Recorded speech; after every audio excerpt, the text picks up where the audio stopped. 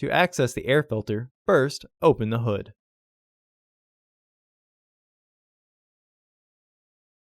The air filter is located here.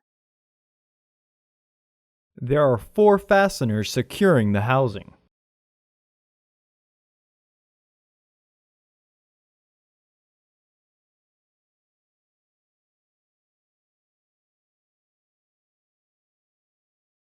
Disengage the fasteners.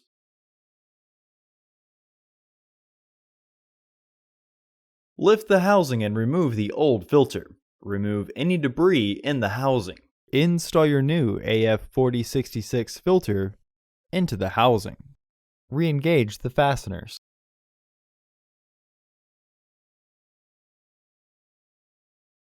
Close the hood. Order your parts today at filterheads.com.